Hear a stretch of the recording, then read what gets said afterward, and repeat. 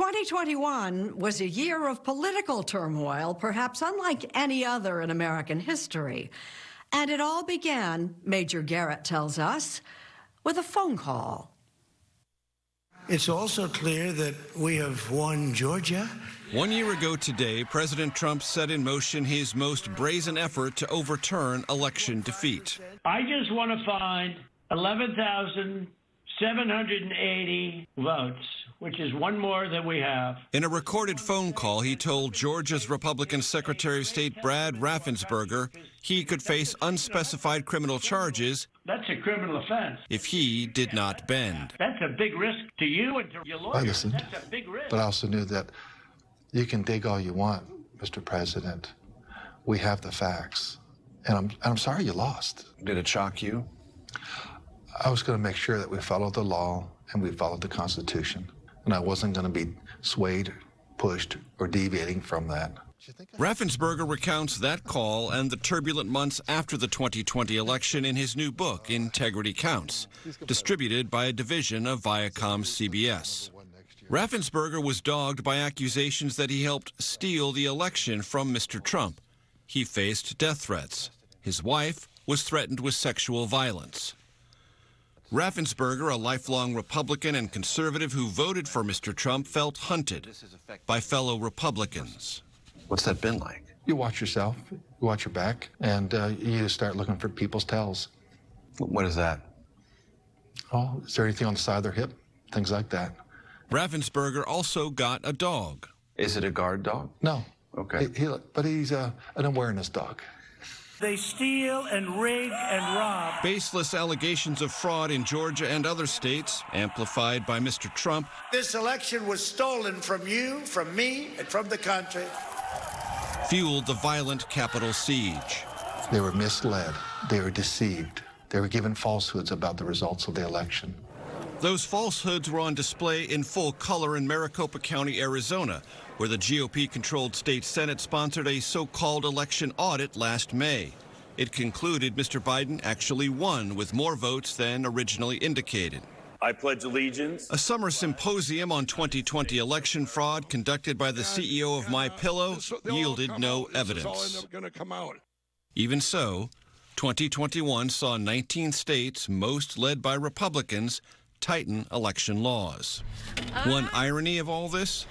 The conservative-leaning Heritage Foundation found 4 of the states President Trump most vociferously contested had some of the nation's most secure voting procedures. Helen Butler is a proud Democrat who served on the Board of Elections in Trump-friendly Morgan County, Georgia, for more than a decade. Republican county leaders there recently enacted new rules, allowing them to purge board members, including Butler. If you reconstitute the board with a lot of members that are made up of by one political party, and the political line of that party is that you have to change the outcome of the election to keep someone in power, this is a way to do it.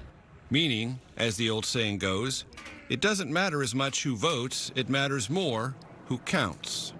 I see it as we didn't get it done this time, but next time I'm going to get it done because I have total control of the election process. Threats of violence still stalk Americans who did nothing more than count ballots. This is where it would start. One of them is Tom Freitag, Director of Elections in Bucks County, Pennsylvania. Angry calls, threats. What kind of things are we talking about? We received one email that said that we would all hang for treason. Bucks County is a swing county in a swing state. Mr. Trump won Pennsylvania by 44,000 votes in 2016. He lost by nearly twice that many in 2020. There's going to be high-speed scanners over here. We have 10 of them. We met Freitag in September of 2020 when he was working round the clock to build a vote counting facility from scratch, all to comply with staggering new demand for voting by mail. Tom, I love what you've done with the place. Thanks. It's a lot different than the last time you were here. How did it all play out? I mean, we were all nervous going into it. Overall, I think it went really smoothly with the hand we were dealt. And yet, the threats and bullying continued for a full year. Are you frustrated so much that you might quit? There's been days where I wonder why I'm still doing this. I don't think I've gotten to the point where I want to quit just yet, but there's been days where I really don't want to come into work. This is not something I've seen in the history of this country except for before the Civil War.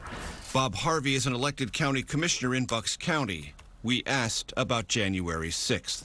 If you wanted to destroy democracy, the first thing you do is turn members of that country against each other. And the second thing you do is to get people to start doubting the validity of the elections. Doubts. They circulate the country as a contagion of conspiracies. If you count the lawful votes, Trump won Wisconsin.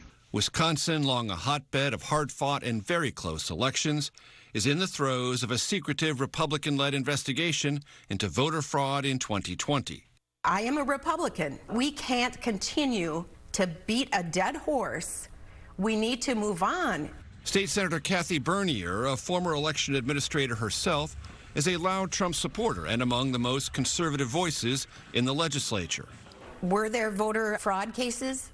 Yes, there were, and they're being investigated now. But there was not organized, widespread voter fraud in the state of Wisconsin that anyone has provided proof of. Uncover what occurred in 2020. The man leading the effort to find it, Republican State Assembly Speaker Robin Vos, declined our interview request for this story. Totally wrong. For some pro-Trump Republicans, contesting or denying the 2020 result is no different than Democrats refusing to accept Mr. Trump's election. There has been no collusion. No less harmful, they would say, than persistent allegations of Russian collusion. There's no collusion. Bernier accepts Biden as president, but the Democrats are just as guilty as the Republicans for perpetuating misinformation or outright lies. Secretary of State Raffensperger, in general, agrees. These stolen election claims, what they do is they undermine voters' confidence in the election process. He's more focused now on his next election, a GOP referendum of sorts on election denialism. His opponent, Congressman Jody Hice, The election conducted on November 3rd was faulty and fraudulent. objected to certifying Georgia's election results. How do you feel about this coming up, the primary? Well, see, I can stand on the truth. What's he going to stand on? Hice declined our repeated requests to speak with him. I think at some point people have to face the brutal truth of what the election results were. Do you feel that on this particular topic, you were howling into the wind? Well, like a voice in the wilderness? Yeah.